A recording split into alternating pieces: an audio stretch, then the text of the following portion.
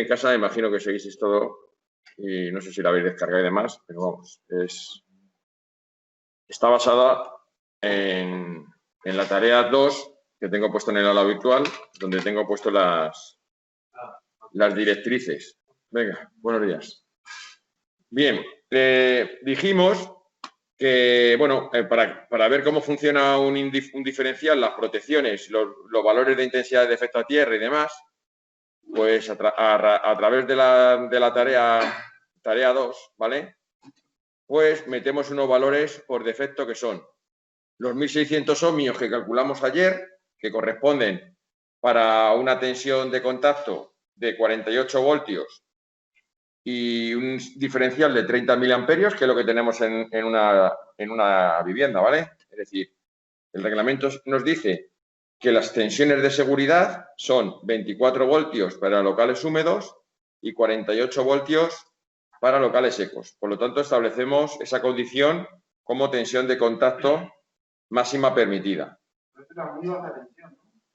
No, esos son los valores de contacto, es decir, los de seguridad. No tiene nada que ver. Esos valores son los que te dice el reglamento que tienes que establecer como valores de seguridad, ¿vale? ¿Entendido? Condiciones de seguridad.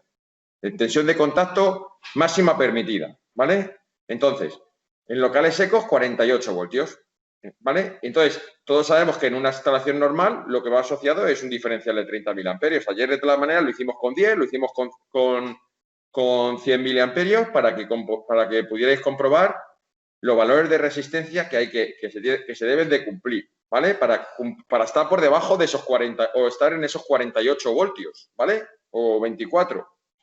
Si hicisteis los cálculos, pudisteis ver que un diferencial de alta sensibilidad de unos 10 miliamperios, pues como es muy sensible, pues nos permite resistencias de tierra más altas. Entonces, si el diferencial es de sensibilidad, de peor sensibilidad, es decir, de 100 o 300, para cumplir esas condiciones de tensión de contacto, como pudisteis comprobar, los valores de resistencia de tierra que tengo que conseguir son más exigentes, ¿vale?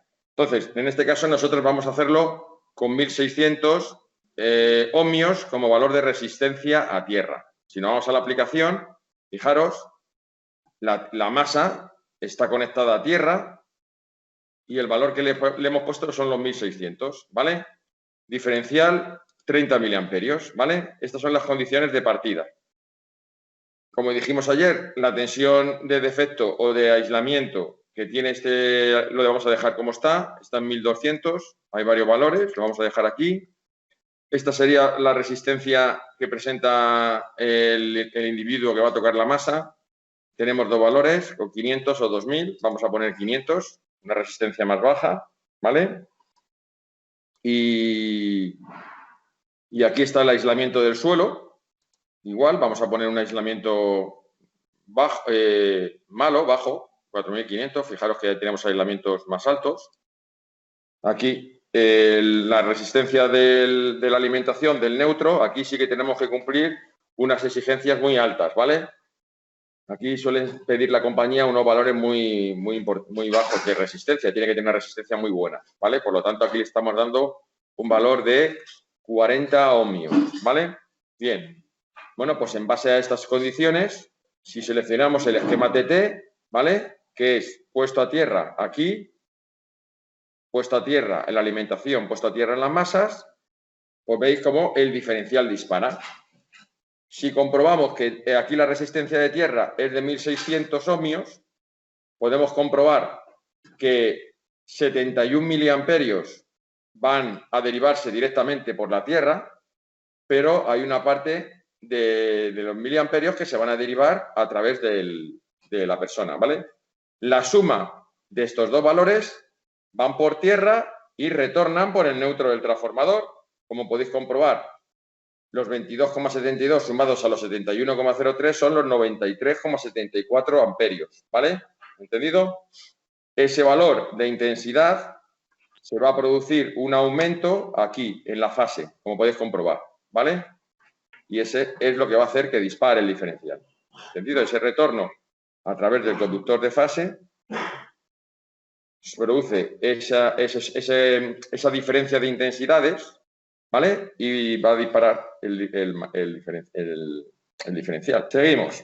Imaginaros que aquí, fijaros todas las combinaciones que podemos jugar, ¿vale? Imaginaros ahora que esta resistencia yo, en vez de 1600, le pongo 5000.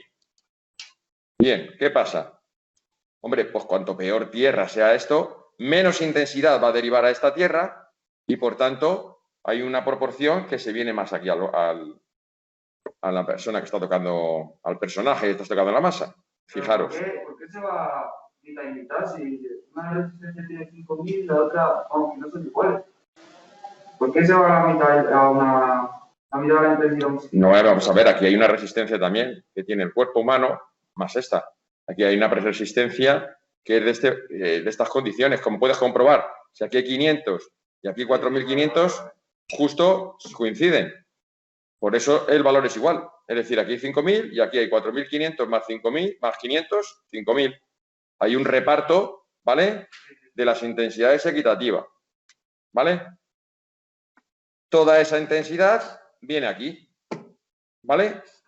Otra vez pasa lo mismo. 30 más 30 retorna por la Tierra. Todo este valor de intensidad, 61, va al conductor de fase. Imaginaros que aquí pasan, para este receptor pasan 2 amperios, es decir, 2 amperios por fase, 2 amperios por neutro.